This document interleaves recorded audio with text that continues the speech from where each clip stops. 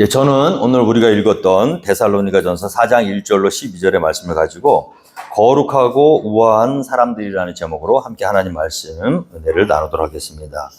이 데살로니가 교회 교인들의 모습을 떠올리게 되면요, 상당히 굉장히 그 마음이 따뜻해지고 하나님 기뻐하시는 그런 모습들을 많이 가지고 있는 교회라는 것을 우리가 알 수 있습니다. 많은 환난과 핍박 가운데서도 성도의 품위를 지키고요, 또 특별히 서로 사랑하며 어려움을 이겨내는 그런 귀한 교회라는 것을 우리가 알 수 있습니다. 오늘 이 시대에도 우리가 데살로니가 교회 교인들처럼 정말 외부적인 핍박은 미국에서 신앙생활하는 동안에 받지 않고 있지만, 그러나 여러 가지 이 세상 가운데 삶으로 말미암아 여러 가지 어려운 환난과 또 내면적 갈등 이런 것들을 잘 극복하고 하나님이 기뻐하시는 그런 사명의 자리를 굳게 지키는 그런 데살로니가 교회를 본받는 교회가 되어야 되겠습니다. 오늘 보면 4장 1절에 그러므로 형제들아 우리가 끝으로 주 예수 안에서 너희에게 구하고 권면하노니 너희가 마땅히 어떻게 행하여 하나님을 기쁘시게 할 수 있는지를 우리에게 배웠으니 라고 기록되어 있습니다. 그래서 여러분, 성도의 삶의 목적은 하나님을 기쁘시게 해드리는 것임을 믿음으로 고백하는 저와 여러분이 되기를 주님으로 축원드립니다. 그럼 우리는 하나님께 기쁨을 드리기 위한 존재예요. 하나님의 자녀로 부름받았을 때 정말 마음 아프고 속상한 그런 자녀가 아니고 그냥 바라만 봐도 기쁘고 그냥 곁에 있는 것만 해도 위로가 되고, 어떤 사람이 효자입니까? 부모님의 마음을 기쁘시게 해드리는 자식이 효자인 줄 믿습니다. 그래서 교회들이라고 전부 하나님을 기쁘시게 해드리는 건 아닌 것 같아요. 때로는 어떤 교회는 하나님의 마음을 아프게 하는 그런 일들이 벌어지는 교회들도 있죠. 그래서 성숙한 교회의 특징, 하나님은 어떻게 하시면 기쁘게 해드릴 것인가 항상 생각하시고, 그렇다면 하나님을 기쁘시게 해드리기 위해서는 먼저 하나님이 무엇을 좋아하시는지를 알아야겠죠. 그것을 알지 못하고 그냥 내가 좋아하는 대로, 내가 좋아하니까 하나님도 좋아하실 거야, 그렇게 생각하고 접근하면은 열심은 있는데, 그러나 정작 우리가 정말 기쁘시게 해드리고 싶은 하나님의 마음에 기쁨을 드리지 못할 수도 있는 거예요. 그래서 열심보다 더 중요한 게 뭐냐면 방향인 줄 믿습니다. 그래서 교회가요, 제일 중요한 겁니다. 하나님의 뜻을 하셔야 돼요. 우리 성도님들이 가장 중요한 건 뭐냐면 내 뜻이 아니에요, 하나님의 뜻이에요. 우리 어머니는 고기를 안 좋아하시는데 내가 고기를 좋아하니까 맨날 고기를 사다 드리면 그게 어머니에게 기쁨이 아니라 부담이 되겠죠. 자식이 사다 준 거니까 먹지 않을 수는 없고, 먹자니 곤욕스럽고. 하나님이 무엇을 기뻐하시는지를 먼저 제대로 알아야 그 다음에 그 일을 함으로 말미암아 하나님의 마음을 기쁘게 해드릴 수 있는 줄 믿으시기 바랍니다. 그래서 배우고 아는 것이 정말 중요한 거예요. 우리가 성경을 왜 읽어야 되느냐? 성경 속에는요, 하나님이 무엇을 기뻐하시는지가 다 이미 기록되어 있습니다. 성경을 보면서 하나님이 이렇게 하시면 기뻐하시겠구나, 하나님 이걸 기뻐하시는구나, 하나님이 이런 거를 좋아하시는구나. 우리가 그냥 느닷없이 하늘에서 음성을 듣고 그 일을 하려고 하지 마시고요, 이미 기록된 하나님의 말씀, 지금도 살아 역사하시는, 살았고 운동력이 있어, 좌우의 날선 어떤 검보다 예리하여 우리가 혼과 영과 골수를 찔러 쪼갠다. 할렐루야. 하나님의 말씀은 범사에 유익하여서 우리를 교훈하기에 유익하다. 그 하나님의 말씀을 잘 묵상하셔야 될 줄로 믿습니다. 그래서 하나님의 뜻을 아셔야 돼요, 먼저. 그래서 데살로니가 교회 교인들은요, 하나님이 어떻게 기뻐하시는지를 배웠다는 거예요, 우리 사도 바울에게. 그래서 우리 교회가 지금 수요 성경 공부팀이 한 팀 있고요, 주일 오후 성경 공부팀이 한 팀이 있는데, 한 4년 가까이 이렇게 성경 공부를 했잖아요. 처음에 시작할 때하고 지금하고 너무나 수준 차이가 많이 나는 거예요. 성도님들이 30년, 40년을 교회를 다녔는데도 여전히 그 미숙한 어떤 그 수준에서 머무는 이유가 뭘까요? 제대로 하나님의 말씀을 배우지 못했기 때문이에요. 하나님이 무엇을 좋아하시는지, 어떻게 살기를 원하시는지 일단 알아야죠. 그 다음에 그것을 실천하는지 안 하는지는 두 번째 문제예요. 일단 무엇을 기뻐하시는지부터 배우고, 그렇다면 내가 그렇게 그 방향으로 가야겠구나 걸 알고 신앙생활 하는 것과, 그냥 내가 그러니까 하나님도 그러실 거야 하고 그냥 막 달려가는 신앙생활은, 우리가 달리기를 해도 향방 없는 것처럼 하지 않는데 목표를 명확하게 세워야 될 줄로 믿습니다. 표대를 향하여 가셔야 되는 거예요. 내 뜻과 내 고집, 내 신념이 아니라 하나님 원하시는 방향으로 딱 세웠으면요, 명확하게 아셔야 돼요. 그 디렉션을 알려주는 게 뭐냐면 하나님의 말씀이라는 거예요. 오늘 데살로니가 교회 교인들에게는 이 하나님이 무엇을 하면 기뻐하시는지 너희가 안다고 그랬어요. 너희가 마땅히 어떻게 행하여 하나님을 기쁘시게 할 수 있는지를 우리에게 배웠다 그랬어요. 사도 바울의 일행을 통해서. 그래서 가르치는 사람이 있어야 되는 겁니다. 가르침을 받는 자는 말씀을 가르치는 자와 모든 좋은 것으로 함께하라 그랬잖아요. 이 가르치는 은사에 있는 사람들이 있어요. 방향을 제시해 주는 사람들입니다. 하나님의 말씀을 잘 풀어내서 오늘날 우리의 삶 속에, 현실 속에 맞게끔 가르치고 또 그 방향을 제시해 주는 사람들이 꼭 필요하다는 거예요. 그래서 양은요, 혼자 꼴을 못 먹습니다. 예수님이 베드로에게 부탁하신 이유가 다 있는 거예요. 내가 다른 사람들보다 더 나를 사랑하느냐? 그렇다면 내 양을 먹여라. 그렇죠? 예수님 목자시잖아요. 우리는 양이잖아요. 양은 자기 스스로 식사를 해결 못해요. 어디에 풀이 있는지, 어디 가면 쉴 만한 물가가 있는지 몰라요. 왜 모르니까요? 눈이 나빠요. 지독한 근시입니다. 그래서 눈을 뜨고 있어도 어디서 물이 있고 어디가 꼴이 있는지도 몰라요. 서로 안다고 해도요, 혼자 나갔다는 큰일 납니다. 거기에는 득시글거리는, 내가 너희를 세상 가운데 보내면 마치 양을 이리 가운데 보낸 것 같다 그랬잖아요. 우리는 평화를 원하지만 세상은 평화를 원하지 않습니다. 악한 영은요, 우는 사자와 같이 삼킬 자를 찾아 돌아다닌다 그랬어요. 우리는 목자가 필요한 존재입니다. 우리는 목자를 통해서 공급받는 존재예요. 예수님이 떠나가시면서 베드로에게 자기 양을 부탁하신 이유가 거기 있는 거예요. 자, 이제부터는 내가 떠나가니까 너희들은 각자 알아서 해결해. 각자 알아서 때 되면 밥 차려 먹고 어디다 했으니까 너희들이 알아서 살아가 아니에요. 누군가 가장 주님을 사랑하는 사람, 그 공동체 속에서도 목숨 걸고, 주님, 나 주님을 너무 사랑합니다. 다른 사람이 나보다도 주님을 사랑하는 거를 나는 참지를 못하겠어요. 그런 사람 꼭 있어요. 열심히 특심한 사람, 예수님 정말 사랑. 그 사람 부르셔갖고 무엇을 맡기셨냐? 네가 내 양을 먹여라. 왜 가장 사랑하는 사람을 택하셔서 그 일을 시키셨을까요?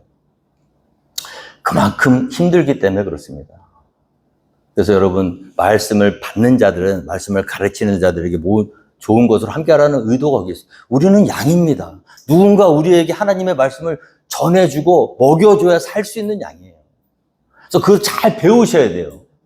하나님 말씀을 가르치는 자를 무시하거나 자기 생각대로, 자기 고집대로 나아가시면 안 돼요. 하나님이 그런 말씀을 잘 배우고, 데살로니가 교회 교인들은요, 잘 배웠어요. 겸손했어요. 그래서 저는 이 성경 공부를 다 하셔야 됩니다, 여러분. 우리 교회 오시면요, 성경 공부 다 하셔야 돼요. 다른 교회에서 30년, 40년 신앙생활 하셨어도 처음부터 다시 시작하셔야 돼요. 모든 성도는 담임 목사를 통해서 하나님의 말씀을 교육받는 일에 적어도 우리 교회의 기본적인, 이게 이제 침례교에서 나온 새신자 훈련 총서인데 단돈 10불입니다. 제가 갑자기 책 장사가 됐는데 원래 10불 더 해요. 근데 제가 싸게 드리는 거예요. 그래서 이거를 다 하셔야 돼요. 이미 다 알고 있는 내용이에요, 사실. 모르는 내용은 없습니다. 여러분 30년, 40년 신앙생활 하셨고 이미 다 아는 내용이에요. 그럼에도 불구하고 우리가 다시 한번 말씀 앞에서 겸손하게 내려놓고 배우려는 자세로, 하나님 무엇을 좋아하시는가, 어떤 걸 기뻐하시는가, 겸손하게 마음을 열고 눈을 낮추고 배웠다는 거예요. 데살로니가 교회 교인들은요, 배웠습니다. 너희가 마땅히 어떻게 행하여 하나님을 기쁘시게 할 수 있는지를 우리에게 배웠다는 거예요. 우리에게. 좋은 교회의 특징은 뭡니까? 잘 배우는 교회예요. 성경 공부 잘 하시고 잘 따라가시고, 항상 나는 아무것도 아닙니다. 저는 어떨까요? 가르치는 저도 마찬가지입니다. 항상 성경 공부하기 전에 기도하고, 하나님 말씀해 주세요. 성령님 지혜를 주세요. 내 생각대로 얘기하지 않도록, 하나님 내 감정대로 가르치지 않도록. 그래서 우리 목사님들 보면요, 이 공부를 빨리 이렇게 끝내는 분도 있는데 대부분 보면요, 굉장히 오랫동안 어렵게 공부를 하게 하시더라고요. 저 같은 경우도 한국에서 신학대학을 졸업하고 이 땅에 미국에 와서 이제 MDB 과정을 3년 하면 끝나는 건데 그 10년 만에 끝냈어요. 3년 코스를. 그러고 나서도 더 공부를 하라고 하나님은. 거의 신학만 한 20년 한 것 같아요. 그러면서 수도 없이 많은 담금질이 된 것 같아요. 제가 이렇게 오해하고 있었던 것, 잘못 알고 있었던 것. 가르쳐야 되니까, 제가 가르쳐야 되니까 하나님께서 나의 연약함들을 계속해서 다 됐다 싶은데 다시 또 불에다가 집어넣고 또 꺼내서 물에다 식혔다가 또 다 된 것 같은데 다시 뜨거운 물에 담금질 시키시고. 그래서 어떻게 해요? 오류가 적어지도록. 그러면서 그 배움을 잘 준비하고 가르치는 자는 충성으로 가르치고. 이 교회, 좋은 교회의 출발이라는 거예요. 겸손하시기 바랍니다. 귀를 열고 배우려는 자세로 가시고. 자, 그러면 그렇게 배워서 어떻게 했습니까? 곧 너희가 행하는 바라. 배운 대로 행했죠? 배우는 것과 행하는 거 다른 거예요. 안다고 행할 수 있는 게 아닙니다. 이 세상에서 가장 먼 거리가 머리부터 가슴까지래잖아요. 머리로 알아도 손은 움직이지 않아요. 머리가 아는 지식이 움직이기 위해서는 가슴으로 내려와야 되는 거예요. 그냥 머릿속에 잔뜩 지식만 가득 찬 사람은요, 정작 주님이 기뻐하시는 뜻을 알면서도 행하지 못하거든요. 근데 데살로니가 교회 너무나 좋은 교회예요. 너희가 어떻게 마땅히 행하여 하나님을 기쁘시게 할 줄을 우리에게 배웠으니 곧 너희의 행하는 바라 그랬잖아. 할렐루야. 저는 우리 성경 공부의 마지막 끝판왕. 성경 공부를 끝내는 거는요, 책을 한 권 끝내는 데 목적이 있는 게 아닙니다. 이거 너무나 쉬운 말씀이에요. 그런데 단 한 줄의 하나님의 말씀일지라도 우리가 행하지 못하면 헛거예요. 그래서 이거를 계속 반복하고 또 반복하고 또 반복하는 이유가 거기에 있습니다. 언제까지 우리가 완전히 하나님의 말씀에 행할 수는 없을지도 몰라요. 이 세상에서는. 그러나 적어도 하나님의 말씀에 순종하려고 하는 그런 모습들이 나타날 때까지는 공부하시고, 그리고 최종 목적은 이거 빨리 뛰고 다음 단계로 넘어가는 게 아니라 여기 안에 있는 말씀을 우리의 삶으로 끌어들여갖고 삶에서 적용하고 행하는 것이 우리의 목표라는 거죠. 그래서 성경 공부는 제가 수요일 날은 제가 설거지를 합니다. 우리 집사님들이 막 그렇게 하지 말라고 그러시는데 하는 이유가 있어요. 예수님은 3년 동안 제자 훈련을 시키셨잖아요. 발을 씻겨주실 때 베드로가 막 펄쩍 뛰었습니다. 주님, 내 발은 못 씻기십니다. 어떻게 주님이 이런 일 하십니까? 아니다, 얘야. 이거 배우는 게 지식만 전달한다고 그 가르치는 게 아니에요. 삶으로, 행동으로 본을 보이셔야 됩니다. 우리가 배운 거를 그대로 따라가는 건 뭐냐면 몸이 익혀야 되는 거예요. 몸이 익히려면 가르치는 자가 친히 몸으로 보여주고 본을 보이고 그거를 받아서 그대로 행할 때 그 일이 이루어진다는 거죠. 오늘 데살로니가 교회는 사도들에게 배운 대로 행했던 교회입니다. 그런데 사도 바울이 여기서 잘하고 있어. 근데 더욱 많이 힘써라. 그래서 우리 교회는요, 하나님 말씀 잘 배우셔서 하나님 뜻을 제대로 아시고 배운 데서 그치지 않고 배운 것을 그대로 행하는 그런 복된 교회가 되기를 주님으로 축원드립니다. 우리가 주 예수로 말미암아 너희에게 무슨 명령으로 준 것을 너희가 안다 그랬죠. 자, 하나님의 뜻을 알아야 됩니다. 하나님의 뜻은 무엇입니까? 3절에 이것이니 너희의 거룩함이라. 곧 음란을 버리고 각각 거룩함과 존귀함으로 자기의 아내 대할 줄을 알고 하나님을 모르는 이방인과 같이 세욕을 따르지 말고 이 일에 분수를 넘어서 형제를 해하지 말라. 이는 우리가 너희에게 미리 말하고 증언한 것과 같이 이 모든 일에 주께서 신원하여 주심이라. 하나님이 우리를 부르심은 부정하게 하심이 아니요 거룩하게 하심이니 그러므로 저버리는 자는 사람을 저버림이 아니요 너희에게 그의 성령을 주신 하나님을 저버림이니라. 아멘. 자, 하나님의 뜻은 3절 말씀에 뭐라고 기록되어 있나요? 하나님의 뜻은 이것이니 무엇이죠? 너희의 오늘 제목이 뭡니까? 옆 분하고 한번 인사하십니다. 집사님 우아하십니다. 집사님 거룩하고 우아한 사람 됩시다. 거룩하고 우아한 사람. 발음을 잘 하셔야 돼요. 거북하고 우악스러운 사람 되지 않아요. 집사님 거북하시네요. 거북하고 우악한 사람이 아니고 거룩하고 우아한 사람. 이것이 이런 사람들이 교회라는 거예요. 왜 그러냐면 하나님이 그러시기 때문에 그렇습니다. 자, 우리는 하나님의 자녀예요. 하나님은 우리가 거룩하기를 원하십니다. 로마서 12장 2절에 너희는 이 세대를 본받지 말고 오직 마음을 새롭게 함으로 변화를 받아 하나님의 선하시고 기뻐하시고 온전하신 뜻이 무엇인지 분별하도록 하더라. 나는 너희의 하나님이 되려고 너희를 애굽 땅에서 인도하여 낸 여호와라. 내가 거룩하니 너희도 거룩할지어다. 애굽은요, 세상이에요. 거기는 하나님 없어도 살 수 있는 땅입니다. 제 멋대로 살아요. 근데 하나님은 하나님의 자녀들이 애굽에서 사는 것을 싫어하세요. 그래서 애굽에서 빼내오십니다. 애굽에서 그냥 살도록 두시질 않아요. 우리가 애굽은요, 오늘날 세상이라고 생각하시면 돼요. 거기에는 하나님의 통치에 인정하는 땅이 아니라 그냥 제각각 자기의 욕심대로 자기 생각대로 열심히 사는 사람들의 세상입니다. 우리는 그 세상 사람들 틈에 살고 있는 것을 하나님께서 원치 않으셔서 나는 너희의 하나님이 되려고 너희를 애굽 땅에서 인도하여 낸 여호와라.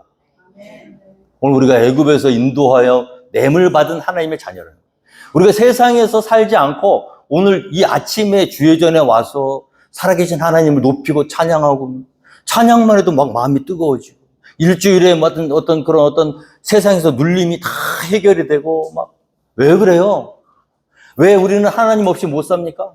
왜 우리는 예배하지 못하면 살 수가 없나요? 그건 하나님께서 우리를 특별히 창조하시고 만드셔서 너는 내 것이라. 세상에서 살아보려고 하니까 사라지든가요? 사라지면 하나님 자녀가 아니죠. 몸은 세상에 있지만 마음은 항상 하나님. 내가 여기 있으면 안 되는데. 몸은 애굽에 있는데 나 애굽 빨리 나가야 되는데.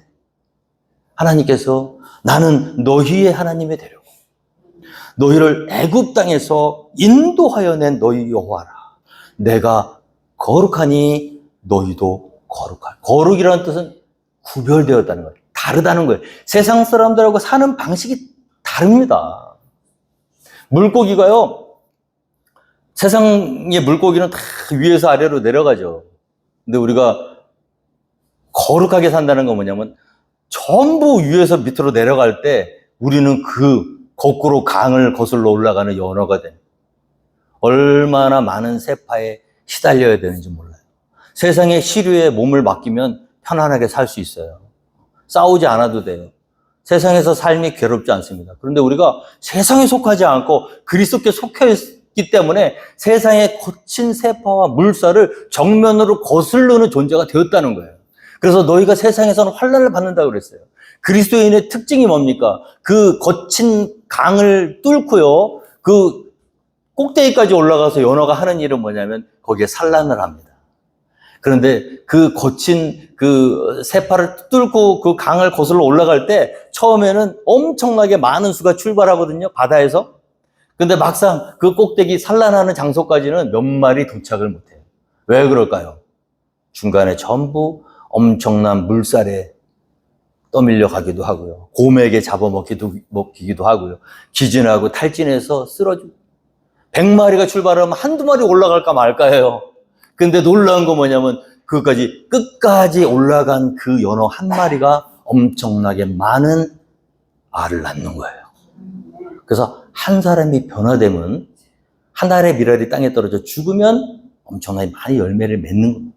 근데 그 열매를 맺기까지 우리의 몸은 어떻게 되냐? 그 꼭대기에 올라간 연어를 딱 보면요, 만신창이가 돼 있어요. 온몸에 상처예요. 거기까지 올라온 힘을 다 썼어. 그래서 마지막 자기 사명이 뭐냐면 꼭대기에 올라가서 알 낳자마자 죽어요. 우리 그리스도인이 바로 그와 똑같다는 거예요. 이 거친 세상 속에서, 이 죄악된 세상 속에서, 거짓이 가득한 이 세상 속에서 빛의 자녀로, 하나님의 자녀로 거룩하게 산다는 것 말처럼 쉽지만은 않습니다. 특별히 이 데살로니가 교회에 있었던 큰 문제는 뭐냐면요, 이제 하나님을 알고 믿었는데 이 세파, 너희는 이 세대를 본받지 말라고 했는데 어쩔 수 없이 그 시대에 그 땅에 살고 있으니까 세태를 쫓아갈 수밖에 없는 게 육신을 입은 사람들이에요. 우리가 지금 미국 땅에 있기 때문에 미국 사람들이 누리는 그런 문화적 혜택, 세상의 어떤 트렌드를 쫓아가지 않으려고 해도 자연스럽게 쫓아가게 되는 것이 이 육신을 가지고 있는 사람들의 모습이라는 거예요. 그 중에 하나가 뭐가 있냐면 음란한 그런 세대, 음란한 세대, 육신의 정욕을 쫓아갔던 그런 모습들이 데살로니가 교회 교인들에게 여전히 남아 있었다는 거예요. 우리가 여기서 잘 생각해 봐야 됩니다. 우리가 성령으로 변화받고 은혜 받았어요. 서로 사랑해요. 오늘 9절 말씀 이하에 보면요, 형제 사랑에 관하여는 너희에게 쓸 것이 없으면 너희들 자신이 하나님의 가르치심을 받아 서로 사랑함이라. 서로 막 사랑하는 거예요. 그래서 너희들만 사랑할 뿐이 아니라 온 마게도냐 모든 형제에 대하여 과연 이것을 행하는도다. 야, 자기들만 서로 사랑하는 것이 아니고 이 마게도냐의 주도였거든요. 데살로니가 약 15만에서 20만 명의 사람들이 그 로마의 그 정말 아주 최고 번성했던 그 도시가 데살로니거든요. 엄청난 그런 도시에 있었던 그 교회가 자기들만 사랑한 게 아니라 온 마게도냐, 지방에 있는 모든 형제들, 불쌍한 사람들한테 또 사랑을 나눠주고 그런 모습을 보였다는 거예요. 자, 우리가 여기서 생각해 봅시다. 하나님을 잘 믿었어요. 성령으로 변화됐어요. 하나님이 기뻐하시는 일들을 막 해요. 구제도 잘하고 사랑도 잘하고 선교도 잘하고 막 모든 일을 막 다 잘해. 그런데 삶의 실질적인 우리의 일상생활의 삶이 변화되지 않을 수도 있다는 거예요. 두 가지가 같이 간다는 거예요. 열심히 사랑하거든요. 열심히 전도하거든요. 열심히 선교하거든요. 열심히 구제 봉사하는데 그런데 음란을 못 버리는 거예요. 그게 인간이 가지고 있는 육신의 연약함입니다. 데살로니가 교회가 그랬다는 거예요. 너희가 너무 잘한다. 너희가 형제 사랑에 관해서는 내가 너에게 더 이상 쓸 얘기가 없다. 왜냐하면 너희가 하나님께 가르침을 받은 대로 온 마게도냐, 너희가 서로 사랑할 뿐 아니라 온 마게도냐 형제들에게도 사랑을 나눠주니까 정말 잘하고 있으니까 앞으로 더 잘해라. 주마 가던가요? 달리는 말에 채찍질한다. 잘하니까 더 잘한다고 막. 그런데 그렇게 잘하는데 음란을 못 버리는 거예요. 오늘 3절 말씀에 보면은 하나님의 뜻은 이것이니 너희의 거룩함이라 곧 음란을 버리고 각각 거룩함과 존귀함으로 자기의 아내를 대할 줄 알고. 이 시대의 세대가 어땠냐면요, 너희는 이 세대를 본받지 말라 그랬는데 이 시대에 이 로마가 패권을 잡고 있었던 이 시대의 고대 근동 지역의 일반적 남자들의 문화는요, 결혼을 해서 자기 아내하고만 잠자리를 갖지 않고요, 아내 플러스 첩, 또 애인, 또 나아가서 매춘을 하는 사람들까지도 아무 도덕적 가책 없이, 양심의 가책 없이 육신의 쾌락과 본능을 쫓아서 그렇게 살고 있던 세대가 바로 그 세대라는 거죠. 오늘날은 어떻습니까? 우리 남자들이, 예수 안 믿는 남자들이 돈 벌면 가장 먼저 하는 게 뭐예요? 한눈 팔죠. 이 악하고 음란한 세대라 그랬잖아요. 하나님을 떠난 우리 모든 인간의 기본적 욕심은요, 하나님이 주신 것 이외의 것을 탐하려는 욕심이 그 탐심이거든요. 그게 뭐냐면 성적 욕구도 거기에 들어간다는 거예요. 하나님이 맺어주신 사람은 자기 아내입니다. 그래서 하나님이 하나 되게 하신 것을 사람이 나누지 못한다 그랬잖아요. 첫 보았을 때 right one이다. 이는 내 뼈 중에 뼈요, 살 중에 살이로다. 하나님이 맺어주신 짝이거든요. 그럼 그 짝에 만족해야 되잖아. 근데 인간의 욕심이, 탐심이 넘버서는 안 되는 그런 육신의 쾌락을 위해서 그런 것을 넘어서는 게 그 시대에 살고 있었던 사람들이었고요. 오늘날에도 드러나지는 않지만 똑같아요. 그래서 그 모습을 예수 믿기 전에 그냥 아무렇지도 않게 살았어. 근데 믿은다면 어떻게 해야 돼요? 가만히 보니까 하나님이 싫어하시는 게 뭐예요? 제7계명, 간음하지 말라. 분명히 기록되어 있잖아요. 하나님은 간음을 싫어하십니다.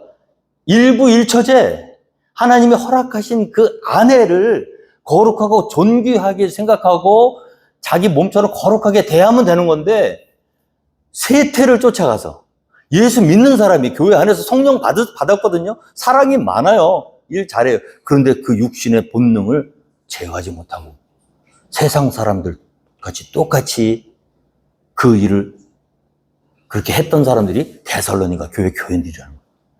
우리가 오늘 정말 순진하게 믿어서 안 되는 이유가, 우리가 비둘기처럼 순결해야 되지만 뱀처럼 지혜로워야 되는 이유가 뭐냐면 속을 수가 있어요. 내가 기도 생활 많이 하고, 내가 봉사 많이 하고, 선교하고, 전도하고, 예배 열심히 출석하니까 거룩한 사람처럼 된 것 같은데, 우리의 삶을 하나하나 면밀히 들여다보면 아직도 육신의 본능에 쫓아서 하나님이 기뻐하시지 않는 것을 뻔히 알면서도 그 육적인 본능에 쫓아서 생활하는 그런 모습이 얼마든지 우리 가운데 있을 수 있다는 거예요. 데살로니가 교회 그랬잖아요. 그 성령 충만, 은혜 충만했던 교회 교인들이 지금 그랬다는 거예요. 우리는요.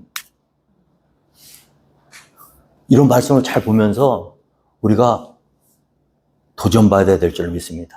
우리 자신의 삶을 돌아보셔야 돼요. 데살로니가 교회. 자, 각각 거룩함과 존귀함으로 자기의 아내를 대할 줄 알고 하나님을 모르는 이방인과 같이 세욕을 따르지 말라. 이방인들이야 뭐 세상 사람들이야 자기 살고 싶은 대로 살지만 너희는 하나님께서 애굽에서 인도하여 내서 내 백성을 삼으려고 데리고 온 하나님의 자녀들 아니냐. 내가 거룩하니 너희도 거룩하라고 하지 않았냐. 하나님이 거룩한 분이시기 때문에 하나님 우리에게 원하시는 거 뭐냐면 너희도 거룩하라는 거예요. 세상 사람들처럼 살지 말라는 거예요. 이 세대를 본받지 말라는 거예요. 모든 사람이 다 A는 옵션이고 첩은 뭐 선택이고 다 그렇게 쫓아가. 너희는 그러면 안 된다는 거예요. 왜? 내가 너희 아버지니까.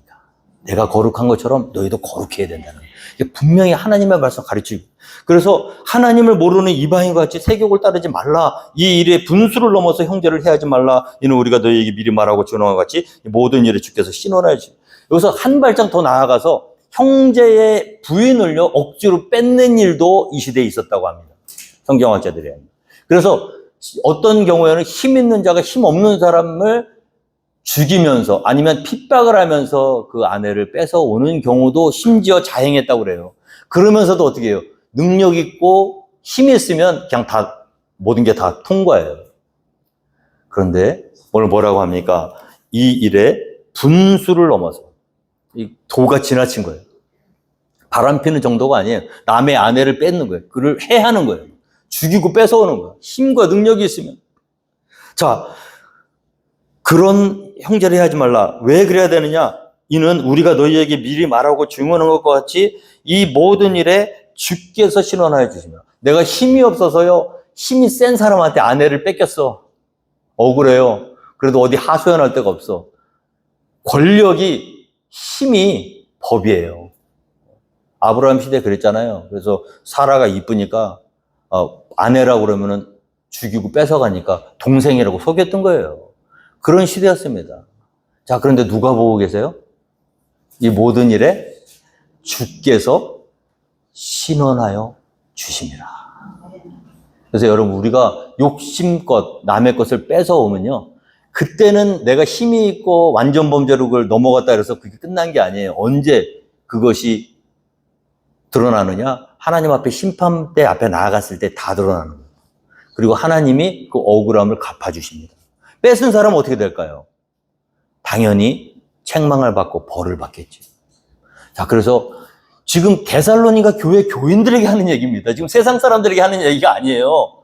이 집사님들, 교인들이 교회 안에 앉아있는데 너희들 분수를 넘어서 형제를 죽이고 아내를 빼앗지 말라. 이게 지금 교인들, 성령 충만한 교인들이 듣는 메시지예요. 이렇게 인간은요, 이렇게 아이러니한 게 인간입니다. 그렇게 기도 많이 하고, 그렇게 선교 많이 하고, 그렇게 봉사 많이 하고, 사랑이 넘쳐 막. 놀라워 막, 뜨거워 막. 그런데 자기 욕심 채우려고 형제 아내를 뺏어오려고 형제를 죽이고 그런 짓을 또 하고 있어. 그러니까 여러분, 말씀이 우리에게 왜 필요하냐? 필요한 이유가 있어요.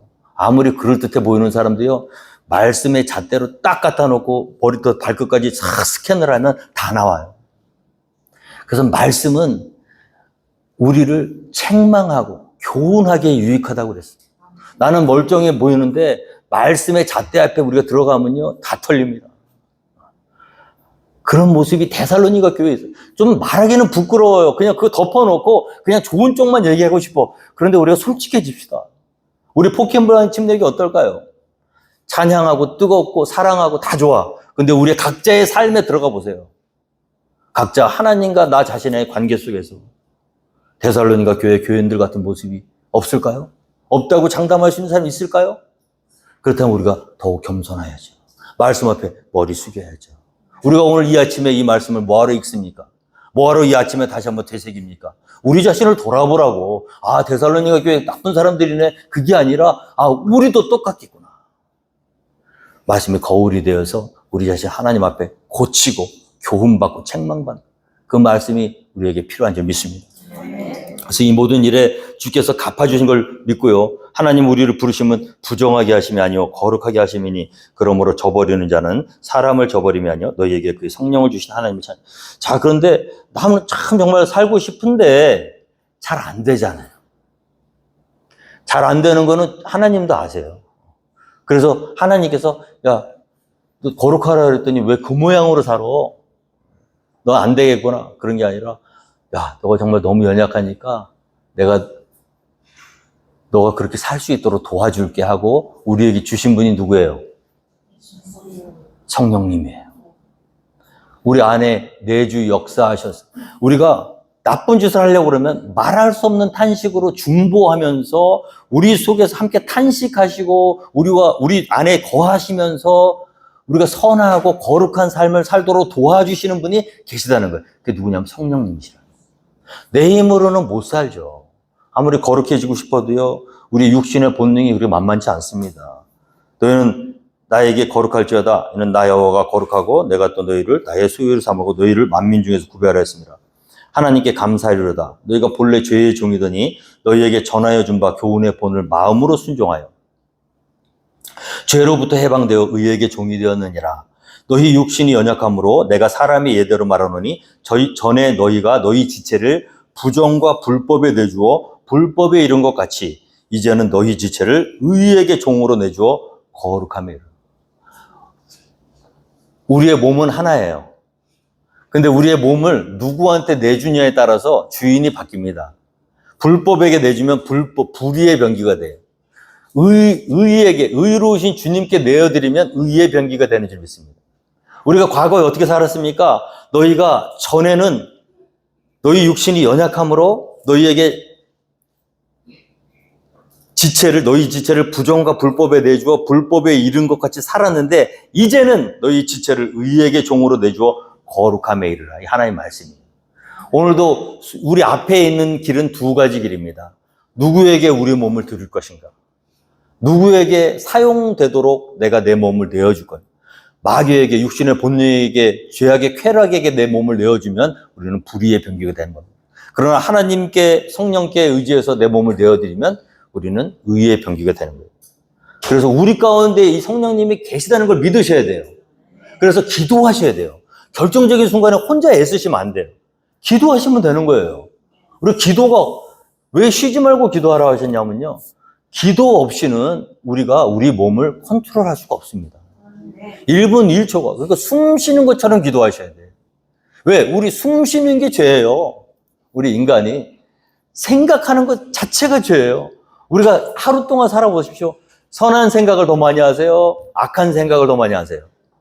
사랑하고 용서하고 화평케 하는 생각을 많이 하나요? 막 앙심 품고 앙가품하고 막 저주하는 생각 더 많이 하시나요? 우리 인간은요, 죄악으로 타락한 인간은요, 인정할 건 인정하셔야 돼요. 내 속에 선함이 거하지 아니하는 줄 내가 알았노라. 나는 선한 사람인 줄 알았더니 알고 봤더니 아니야. 생각하면 생각할수록 악한 어둠만 가득하지. 믿음이 깊어질수록 사람이 나아지는 기미가 있어야 되는데 깊어질수록 점점 처음에는 성도들 가운데 제일 부족한 종이라 했다가 사도 가운데 제일 부족한 종이라 했다가 나중에 성도들 가운데 제일 부족한 종이라 했다가 맨 마지막에 누구한테 가요? 내가 모든 죄인 중에 내가 괴수다는 거예요. 그게 점점 죄를 많이 져서 그런 게 아닙니다. 고백하는 게 아닙니다. 사도 바울이 거룩에 가까이 갈수록 빛 대신 하나님 앞에 가까이 갈수록 나의 어두움이 점점 밝게 드러나는 거예요.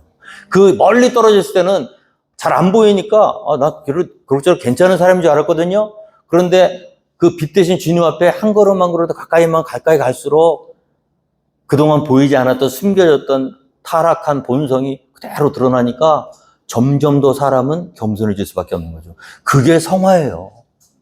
그래서 성화는 점점 더 낮아지는 겁니다.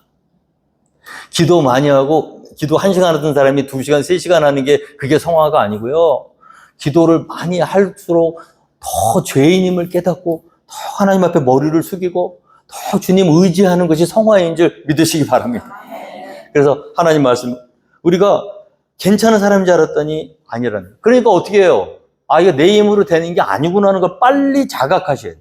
인정하셔야 돼. 그리고 누구한테 의지하셔야 되냐면요. 그러므로 어리석은 자가 되지 말고 오직 주의 뜻이 무엇인가 이해하라. 술 취하지 말라. 이는 방탕한 것이니 오직 성령으로 충만함을 받아라. 거룩하게 사는 방법은 다른 게 없습니다. 하나님의 영, 성령은 능력이 있어요. 우리는 능력이 없어요. 우리는 맨날 실패합니다. 우리가 어떻게 해보려고 하잖아요. 그럼 낙심만 해. 그러니까 성령을 의지하는 거예요. 근데 성령이 우리 가운데 있는데 우리가 이걸 사용하지 않고 성령을 인정하지 않으면 점점 소멸해요. 성령 계신다는 거 잊어버리고 육신의 방법대로 살면 성령께서 점점 우리의 마음속에서 그 자리를 잃어가십니다. 그래서 점점 소멸해가요. 성령을 소멸치 말라는 뜻은 거예요. 성령을 의지하라는 얘기예요. 나를 의지하는 것이 아니라 내 안에 있는 성령을 더 붙들고 의지하라는 거예요. 그 다음에 오직 성령으로 충만함을 받아. 우리가 거룩하게 살 수 있는 방법이 무엇입니까? 오늘 이런 말씀 들었으니까 결단한다고 되는 게 아니에요. 오늘 이 말씀 딱 끝나고 세상으로 나가자마자 또 집에 가면서 부부싸움에 또 어쩔 수가 없어. 우리 지금 얘기하는 거예요 지금.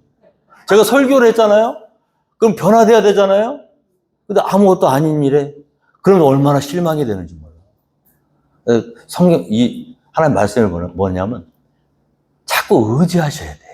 순간순간 의지하셔야 돼. 성령의 충만 도와주세요. 작은 일. 생각날 때 그냥 걱정되면 기도하세요. 운전할 때도 기도하셔도 되고요. 어디서든 기도하시고 그 성령을 소멸하지 않고 성령으로 충만한 의지하는 거예요. 의지. 성령을 의지하는 거예요. 일주일에 이제 다음 주까지 여러분들 또 기도 안 하실 거잖아, 잘. 새벽에. 그러니까 계신 곳에서 의지하세요. 또 걱정되잖아요. 내가 또 죄 지으면 어떡하지? 걱정한다고 해결되는 게 아니야. 기도하셔야 돼. 그 순간에 기도하시. 맡기세요. 하나님 다 아셔. 여러분들 수준이 어떤지 다 아셔요. 네가 또 이러고 있다가 밖에 나가서 세상 거 뭐 눈 뒤집어지겠지? 다 알아.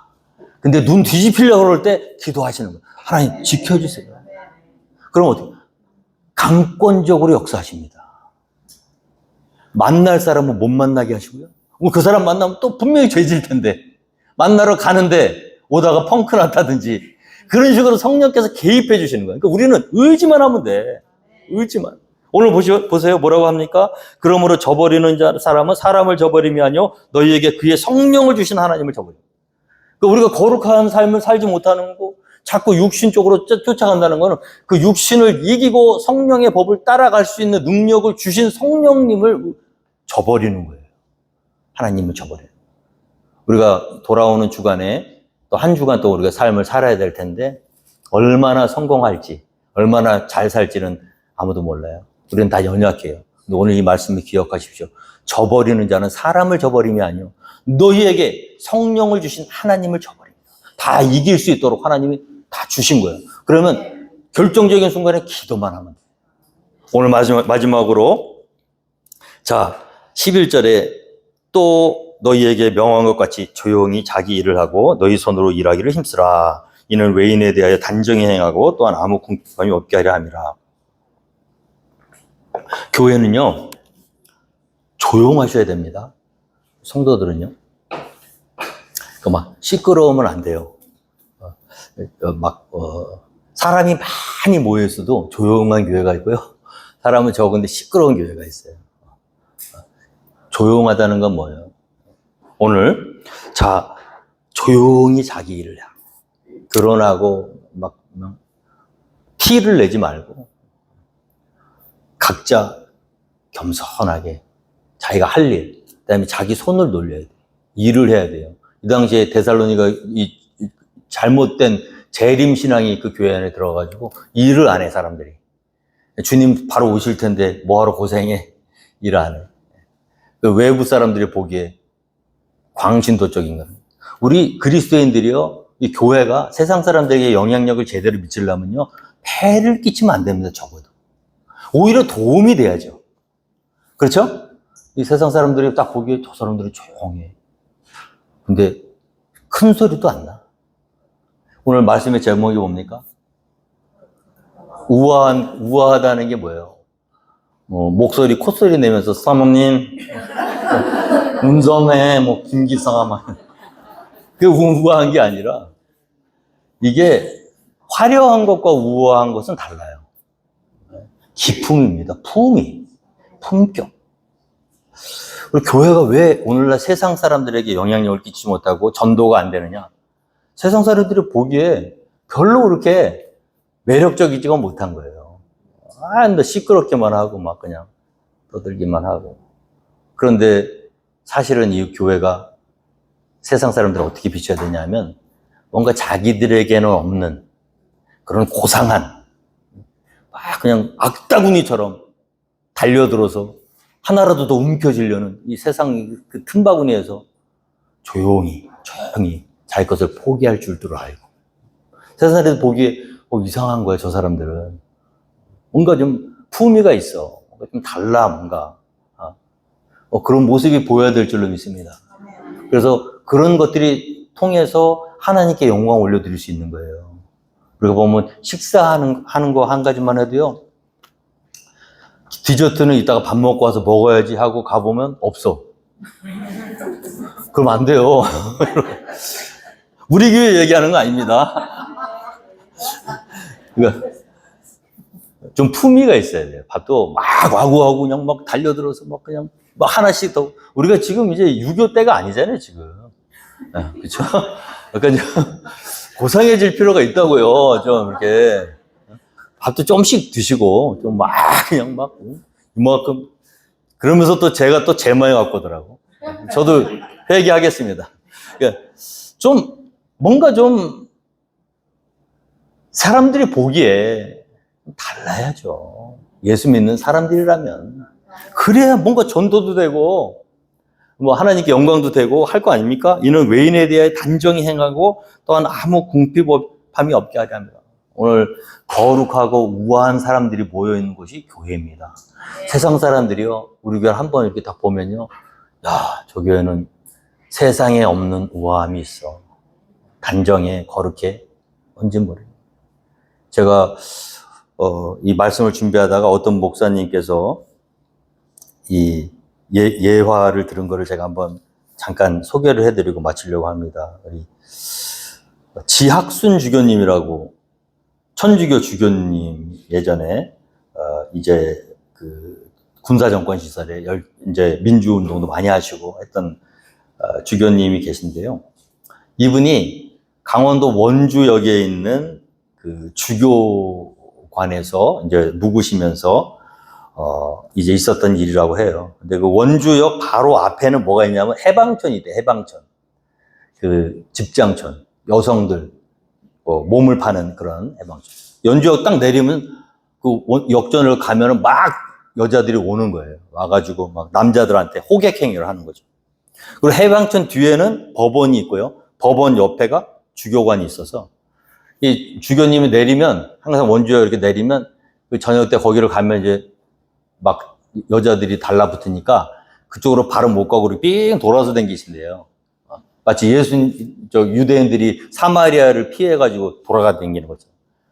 근데 그날은 너무 피곤하셔가지고 밤늦게 이제 서울에 갔다가 오셔가지고 어쩔 수 없이 빨리 가서 쉬시려고 그 해방촌 앞에 있는 그 원주역 그 광장을 지나가고 있는데 머리가 하얀, 그 오랫동안 그 또 군사 독재 정권 시절에 그 감옥에도 갔다 오시고, 그래서 그 지역에서 모르는 사람이 없대요. 그 해방촌에 있는 여인들도 다 안대.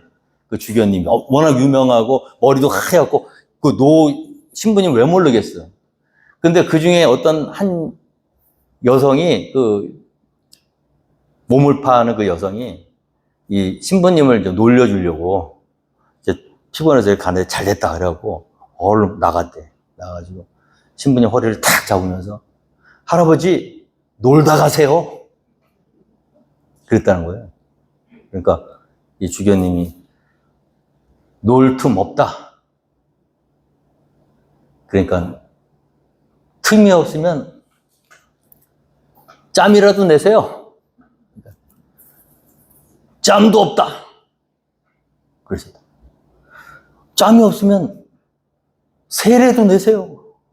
그러니까 주교님이 뭐라 하냐면, 새도 없다. 그러더니 주머니를 막 뒤지시더니 돈을 꺼내가지고, 얘따, 과자 하나 사 먹어라. 주셨다는 거야. 그리고 나서 이제 돌아가셨는데, 그 여인이 그때 그 목사님 이제 해석이에요. 뭐라고 하죠? 그 몸을 파는 여인이 일생 동안 남자에게 받았던 시선은 두 가지밖에 없대. 하나는 뭐냐면 욕심에 불타서 자기의 욕정을 풀려는 그 대상으로 징그럽게 바라보는 그 남자들의 탐욕스러운 눈. 또 한 가지 눈은요, 짐승과 벌레를 보는 것처럼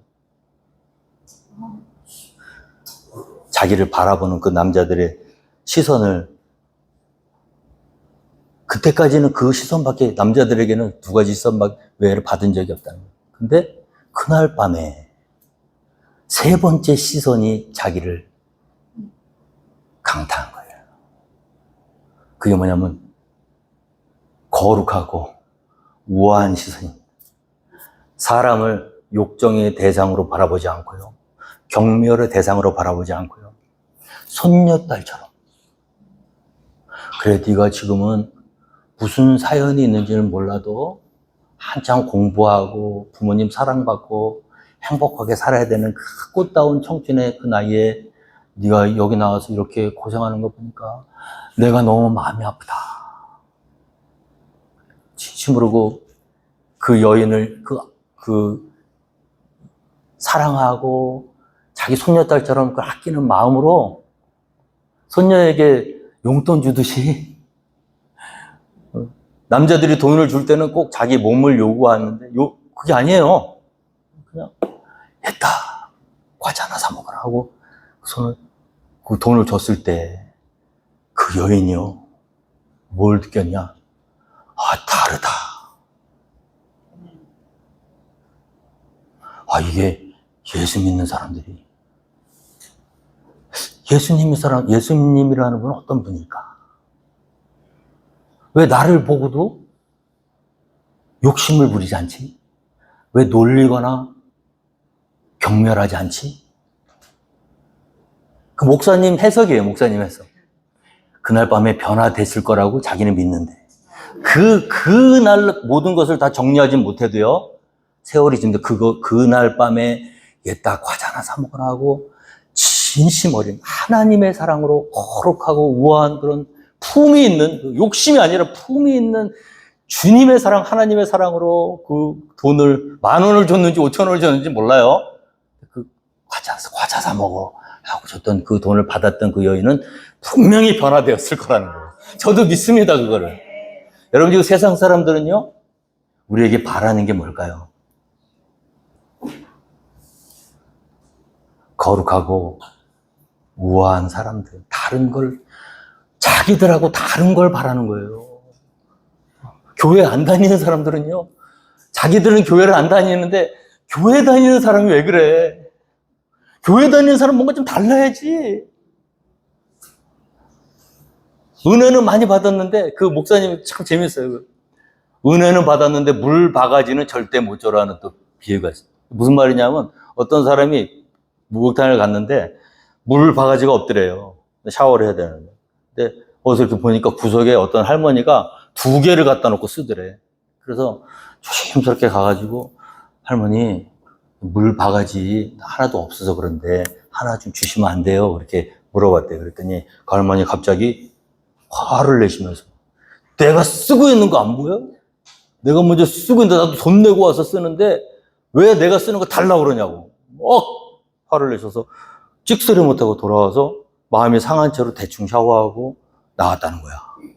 근데 그 자기한테 막 호통치던 그 할머니가 뒤따라 나오시더래. 엘리베이터를 같이 딱 탔대요. 그래서 엘리베이터 쭉 내려가서 1층에서 문이 딱 열렸는데 어떤 사람이 들어오다가 그 할머니를 딱 보고 그러더래. 어머, 권사님! 그러더래. 그러면서 산기도 갔다 오셨다면서요? 은혜 많이 받으셨다면서요? 그러니까 권사님, 요번에 은혜 엄청 받았어. 하나님 얼마나 은혜를 쏟아부어 주시는지 할렐루야. 여러분, 그런 분은요 차라리 교회 다닌다는 얘기를 안 하셔야 돼. 그래야지 전도가 되는 거예요. 내가 교회 다닌다고 얘기를 하려면 적어도 물바가지를 빌려주시든지. 오늘 우리가요 한번 잘 생각해 보자고. 사람 모이는 게 중요한 게 아니라 정말 다른가? 이 교회는 뭔가 다른가? 세상에 그런 어떤 악다구니 같은 그런 모습이 아니라 정말 우아한가? 사람을 무시하거나 욕심으로 바라보는 게 아니라 정말 사랑하고 있는가? 그 모습이 나오는가? 오늘 데살로니가 교회 또 너희에게 명한 같이 조용히 자기 일을 하고 너희 손으로 일하기를 힘쓰라. 이는 외인에 대하여 단정히 행하고 또 하나 아무 궁핍함이 없게 하려 하니라.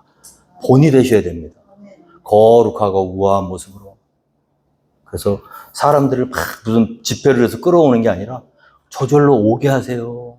이 악다구니 같은 세상에 질려갖고 뭔가 좀 다른 사람들이 모여있는 곳에 와서 위로받고 안식하고 그런 교회가 되기를 주님으로 축원드립니다. 그런 성도님들이 일주일의 삶이 되기를 주님으로 축원드리겠습니다. 다 함께 자리에서 일어나셔서 찬송가 455장 찬송하